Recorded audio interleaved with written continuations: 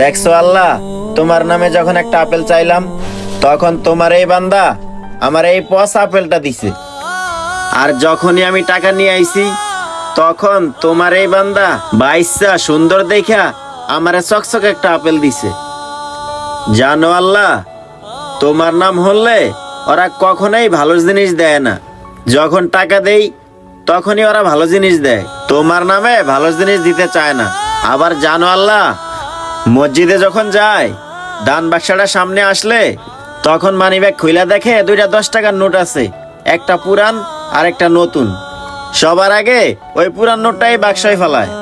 ওই যে তোমার নামে দিতেছে, নতুনটা দিতে চায় না, পুরানটাই দেয়। আর জানো আল্লাহ, আমরা মানুষগুলা অনেক ভয়ঙ্কর, অনেক লোভী। কখনো তোমার ভালোবাসার নামে কিছুই দিতে চাই না, আর কখনো দিলেও ভালো জিনিস দিতে চাই না। আর জানো আল্লাহ, আমরা ভালো খাবার কাউকে দিতে চাই না। আর যখনই খাবার বাইসা যায়, পয়সা যায়, তখনই অসহায় মানুষের কথা মনে পড়ে। আর জানো আল্লাহ, আমরা যখন নতুন কাপড় পরি তখন কাউরে দিতে মন চায় না। আর যখনই কাপড় ছিঁড়া যায়, তখনই ওই পাশের বাসার গরিব মানুষের কথা মনে পড়ে। কিন্তু আমাদের এটা করা ঠিক না। আমরা তখনই উন্নতি করতে পারবো যখন আমাদের পছন্দের জিনিসগুলা আল্লাহর নামে দান করতে পারবো, এমনকি গরিব অসহায়দেরকেও দিতে পারবো। থাক, তোরা আর বেশি কথা বলে লাভ নাই। তোরা মানুষ বেশি ভালো না, তোরা খুব লোভী, তোরা খুব লোভী।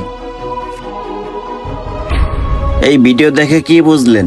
কাউকে কিছু দিলে অবশ্যই ভালো জিনিস এবং নিজের পছন্দের জিনিসগুলোই দিবেন। ভিডিওটি ভালো লাগলে অবশ্যই শেয়ার করে দিবেন। ধন্যবাদ সবাইকে।